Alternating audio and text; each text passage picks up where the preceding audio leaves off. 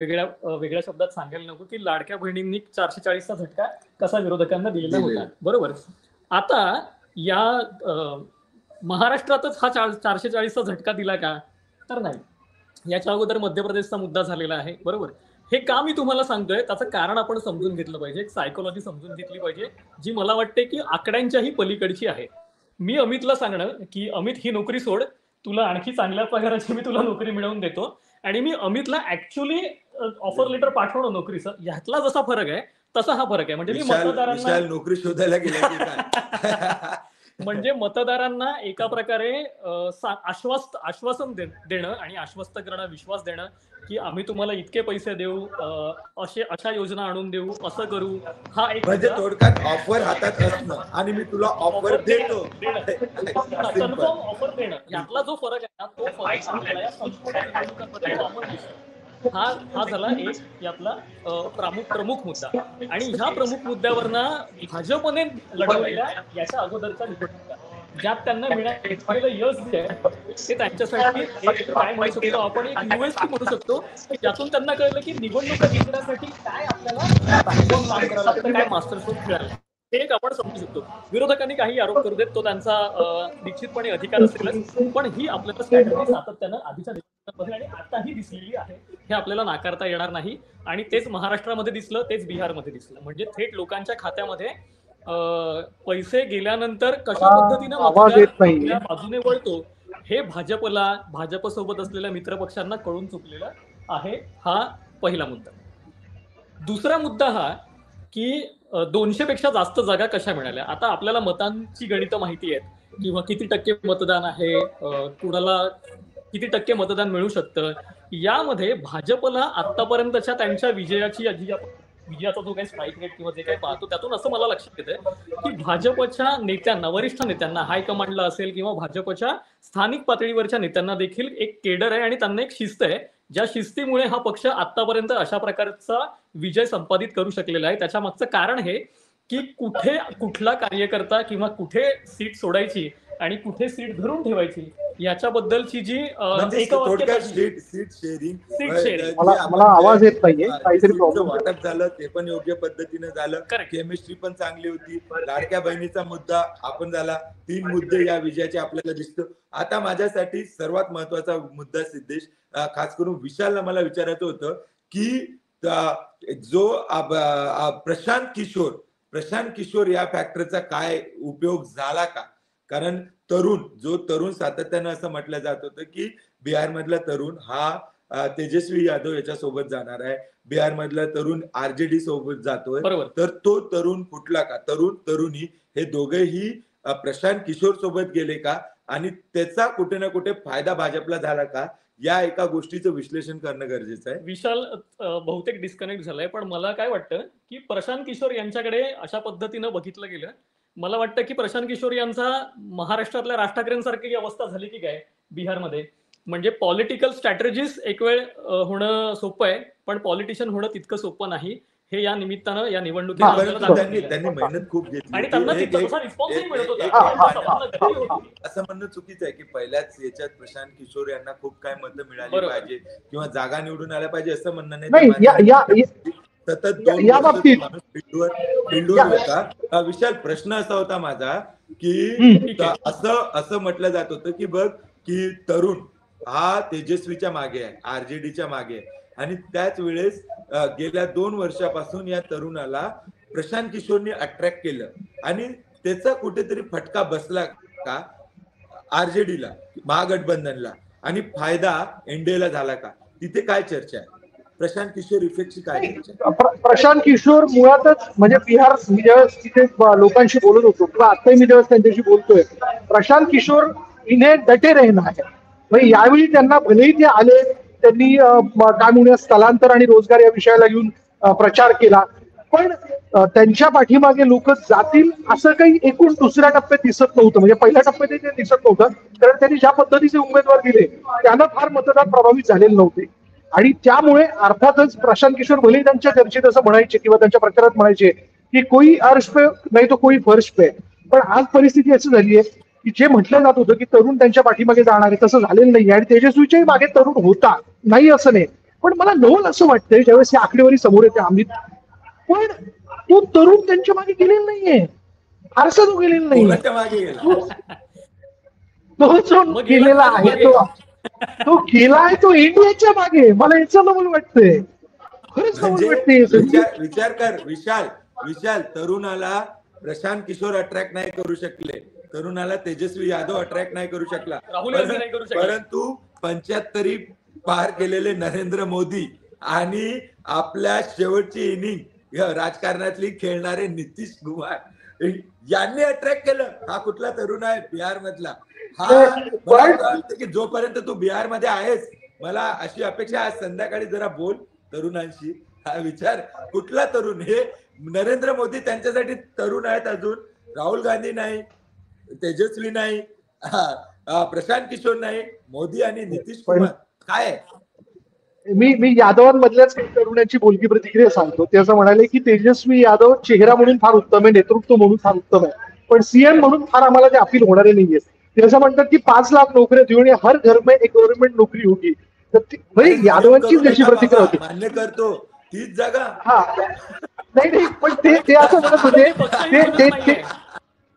नाही ते असं म्हणत होते की वो दिन में परगला रहे हैं. पदाची चर्चाच नाही. म्हणजे विरोधी पक्ष नेतेपद तरी मिळेल की नाही? नाही ते असं म्हणत होते की दिन में परगला रहे हैं, म्हणजे ते दिवसा बरळत आहेत. हे जे काही नोकऱ्यांचं म्हणतात ते दिवसा बरळत आहेत, असं त्या तरुणांची प्रतिक्रिया होती. हा, ते जेव्हा प्रचाराला जायचे तेव्हा राजकीय विश्लेषकांनी देखील असं म्हणलं होतं की तरुणांची फौज त्यांच्या पुढे असायची. त्यांच्याबद्दल बोलणारी लोक जी असायची ती रस्त्याने आपल्याला भेटायची, पण का कोणाच ठाऊक हा वोटर नेमका कुठे गेला, म्हणजे गेला वोटर कुणीकडे. आपल्याकडे नाटक होतं ते गेला माधव कुणीकडे, तसं गेला वोटर, तरुण वोटर कुणीकडे, हा प्रश्नच पडतोय खरं तर. बरं, सकाळच्या याच्यातल्या काही इंटरेस्टिंग गोष्टी सांगतो तुला विचार. हर्षवर्धन सपकाळ म्हणाले की मी काय यांचं अभिनंदन करणार नाही, त्यांनी मतचोरीचा विजय आहे हा, आणि 206 नंतर अनेकांच्या मनात ती शंका उपस्थित होते सोशल मीडियावर, तशी चर्चा देखील सुरू झाली. परंतु आपण हे 4-5 कारण विश्लेषण केलं. मला तू एवढ्या दिवस हा दौरा करतोय, यातले काही इंटरेस्टिंग तुझ्या आठवणीतले जरा 1-2 किस्से थोडक्यात सांग ना. काय लोक भेटली, तेजस्वी बद्दल काय बोलत होते, मोदी बद्दल काय बोलत होते, त्यांची थिंकिंग काय होती, काय मजेदार किस्सा एखाद दुसरा असेल तर जरा. मी एकच त्याला प्रश्न विचारतो, या संपूर्ण तुझ्या बिहार टूर मध्ये तुला एक क्षण तरी एका माणसाशी बोलताना असं वाटलं का की एनडीए जिंकण्याची दाट शक्यता आहे आणि ह्यांना का कोणी विचारणार नाही, गठबंधनला कोणीही विचारणार नाही आणि इतक्या क्लीन स्वीप त्यांना जागा मिळतील? हा, मला पूर्णियामध्ये एक काका भेटले होते जे MSc मॅथ्स होते आणि तिथल्या पूर्णियातल्या विद्यापीठात ते प्रोफेसर देखील होते. तर ते मला असं सांगत होते की नितीश जे आहेत ते माझे क्लासमेट आहेत, आणि ते असं म्हणत होते, किती इंटरेस्टिंग बोलले ते असं म्हणले की नितीश, मी त्यांना म्हणलो की त्यांचं वय वर्ष 75, मोदींपेक्षा ते लहान असून सुद्धा ते फिट नाहीयेत, ते आजारी पडतात, ते लोकांना भेटत नाही. ते मला असं म्हणेल की तसं काही नाहीये, आम्ही त्यांना भेटायला जातो, ते अगदी ठणठणीत आहेत, व्यवस्थित आहे. आणि आता ते मला उदाहरण द्यायला की आताच बघा ना की ते आता वेगवेगळ्या सणांना भेटी देत आहेत, छठमध्ये देखील ते लोकांना भेटायला गेलेले होते, तर ते अगदी ठणठणीत आहे. आमचं असं म्हणणं आहे यंदा त्यांना ग्रँड फेअरवेल द्यायला पाहिजे. त्यांना यंदा जे 2025 पासून 2030 ची इनिंग द्यायला पाहिजे, ते करतील. कुछ ना होने से कुछ तो हो रहा है, हे त्यांचं वाक्य अत्यंत बोलकं होतं. आणि एक मतदार मला असा भेटला, तो मला फार पोटतिडकीने सांगत होता याच्यात की हा, तेजस्वी यादव उत्तम आहे, ते त्यांच्या वडिलांसारखी नाहीये, ते त्याच्यापेक्षा वेगळे आहे, म्हणजे उनकेवर जंगल राज था. म्हणजे त्यांनी सांगितलं, तो फार अंगावरती काटा येईल अशा पद्धतीने सांगत होता की संध्याकाळी 6 नंतर आपल्या आया बहिणींनी त्या रस्त्यावर बाहेर पडणं हे अत्यंत कठीण व्हायचं आणि भयानक परिस्थिती होती. पण तो जंगलराज ते जर परत आले तर तसा तो दिसणार नाही. ते प्रशासन, कायदा सुव्यवस्था कायम ठेवतील, त्याच्यामुळे आम्ही त्यांच्या बरोबर आहोत.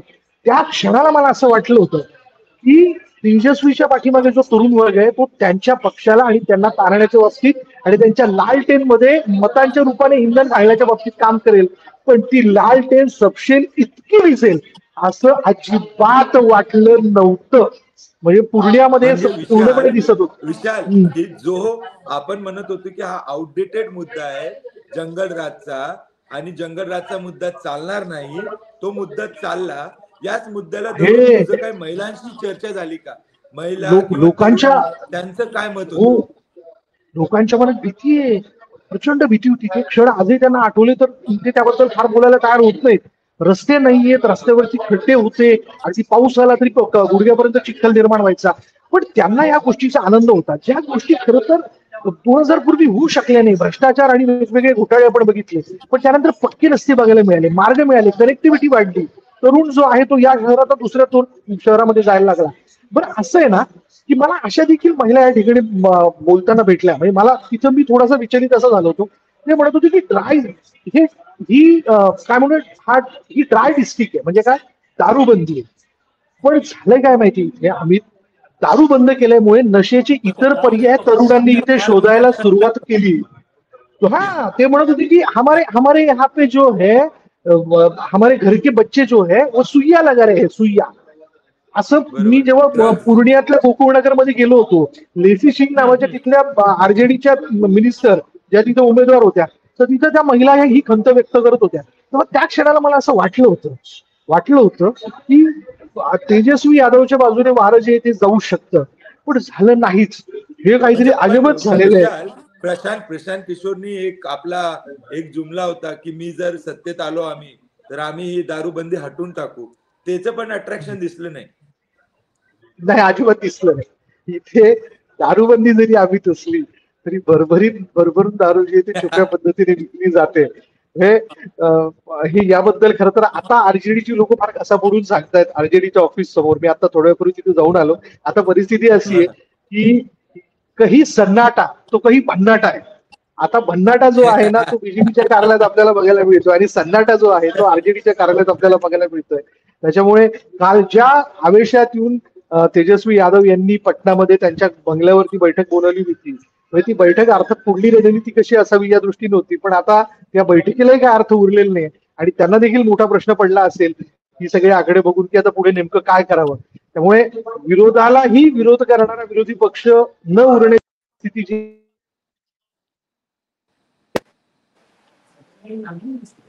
मला एक प्रश्न विचारायचा आहे याच्यामध्ये, विशालला पण आणि अमितला पण, की महाराष्ट्रामध्ये आपण बघितलं की भाजप सगळ्यात मोठा पक्ष, म्हणजे ज्या काळामध्ये सांगितलं जात होतं की शिवसेनेशिवाय सत्ता नाही मिळू शकत, ठीक आहे, किंवा ठाकरेंशिवाय म्हणूया, टू बी व्हेरी प्रिसाइज.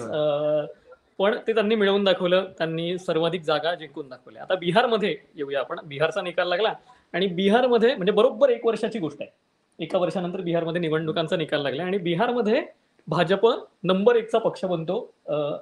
तो नितीश कुमारांनाही मागे सोडतो. म्हणजे हे काय दाखवतं आपल्याला, हे समजून घेण्याची गरज आहे. काय वाटतं तुला या सगळ्यावर?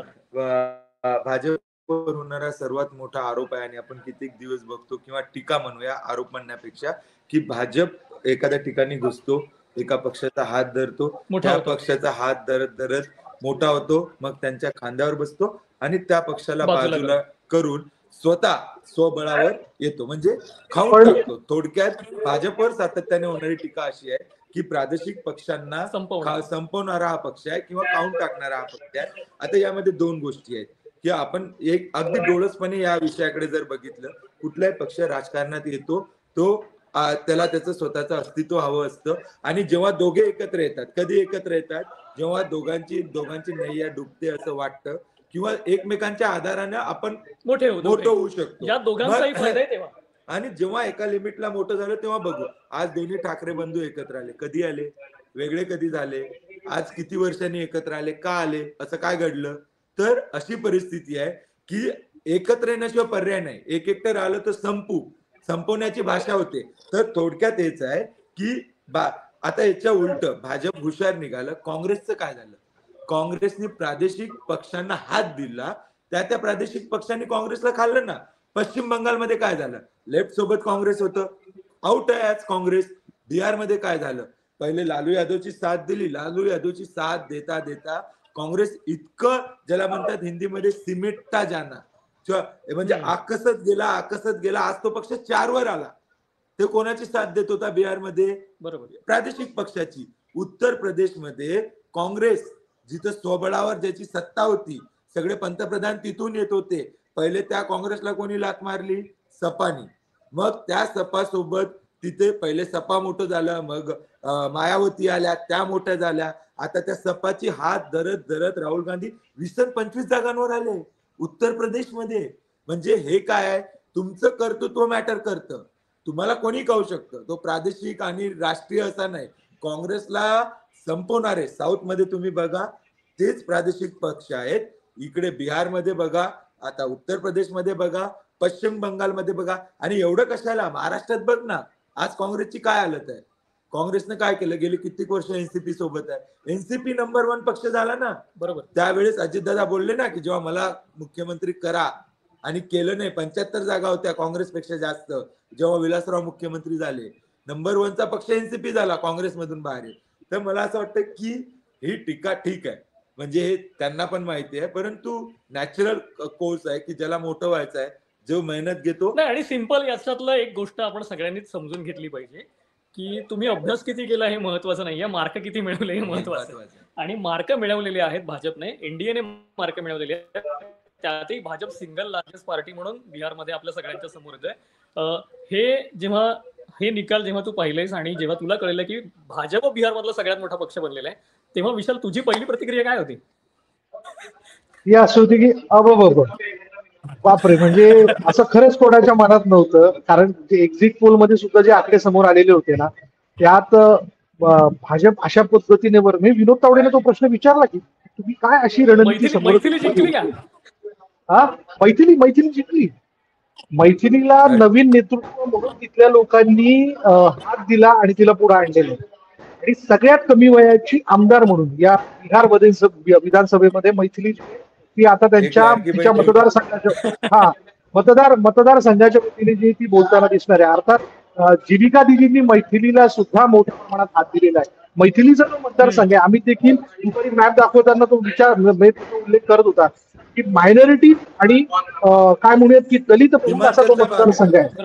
हो, सीमांचलचा भाग आहे, तो देखील मैथिलीच्या पाठीमागे गेला. हे नवल आहे. तो जाईल की नाही याबद्दल साशंकता होती. म्हणजे मैथिलीने जेव्हा आघाडी घेतली तेव्हा ती साधारण 6व्या-7व्या राऊंडला ना ती पिछाडीवरती आलेली होती.